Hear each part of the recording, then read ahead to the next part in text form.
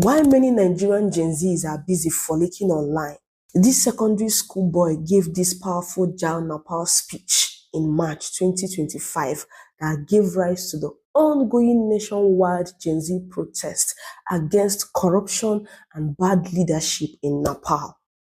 Please let's watch this video. I stand here with the dream of building a new Nepal, with a fire of hope and passion burning within me. But my heart is heavy because this dream seems to be slipping away. Rise and shines, futures of this upcoming imperial empire. I, Avishkar Raut, the head boy of this everlasting imperial institute, Holy Bell English Secondary School, welcomes you with open arms to our 24th annual program. I put myself before you this moment to shed light within your consciousness by piercing the dark nimbus that circles above you. I am present here today to immortalize a monumental change in the course of history.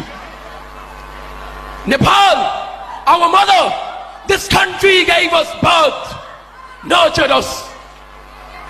But what did it ask in return?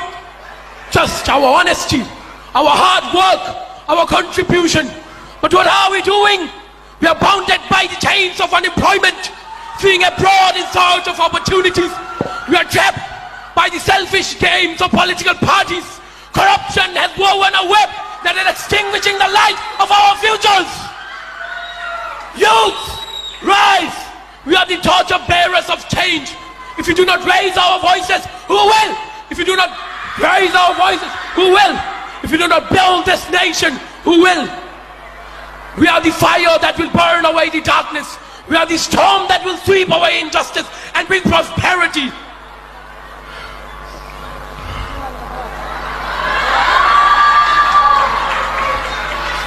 Our ancestors shed their blood to give us this nation. We cannot sell it. We cannot lose it.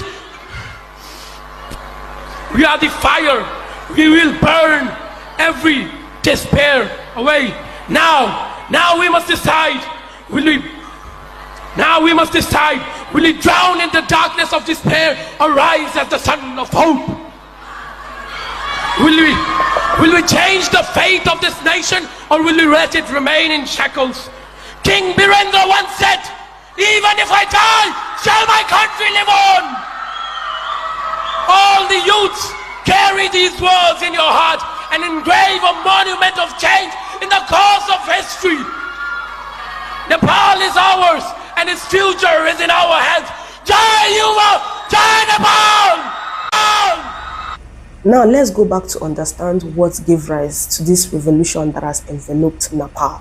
Since 2015, when Sharma Oli became Prime Minister, the country has been drowning in corruption, nepotism, and daylight robbery. Ordinary people could no longer breathe. Forget about getting jobs on merit. Every juicy position went straight into the laps of politicians' children, cousins, in-laws, and girlfriends. Imagine applying for a job you studied hard for, only to be replaced by someone picking who barely even finished secondary school. That's how bad it was.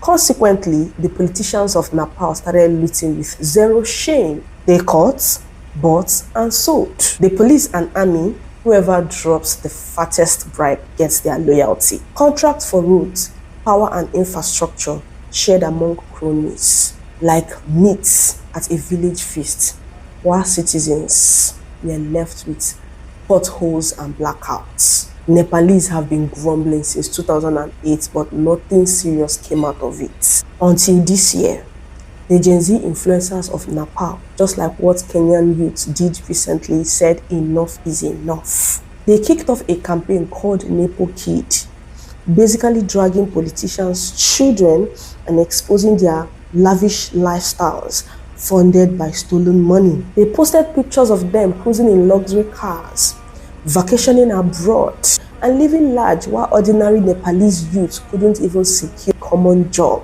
The campaign went viral. Influencers with massive followings made sure the whole world saw the hypocrisy. Now, instead of fixing the whole problem, what did the government do? They panicked. On August 28, They told all social media platforms to open offices in Nepal and hand over user data to the government. Basically their own version of Nigeria's so-called hate speech bill. Of course, the platforms ignored them. When the 7-day ultimatum expired, the government lost its cool and banned everything, both Twitter, Facebook, TikTok, email, everything. Total shutdown. That was the straw that broke the camel's back.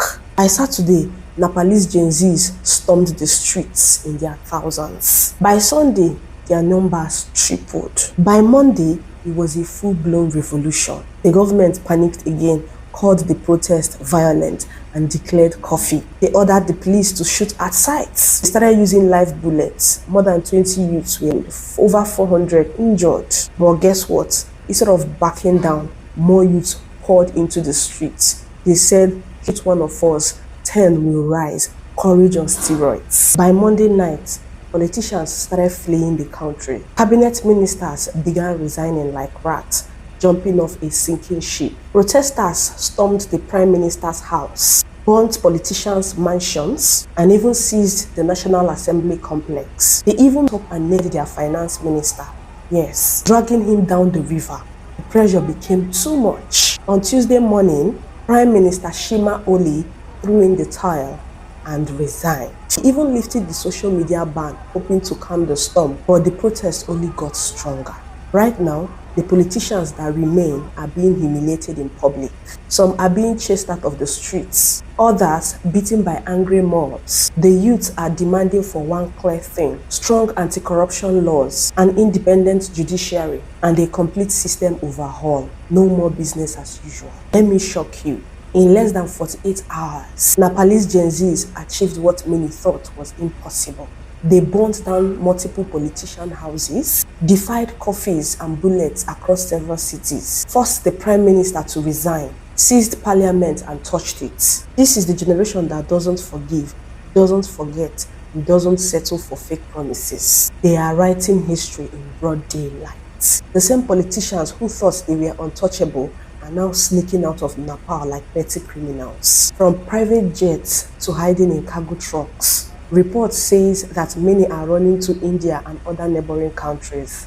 And the youths, they are not backing down until the last corrupt official is flushed out. Nepal has become proof that when the youth unite, even the most arrogant government can fall flat. What do you think about this, my darlings? Comment section.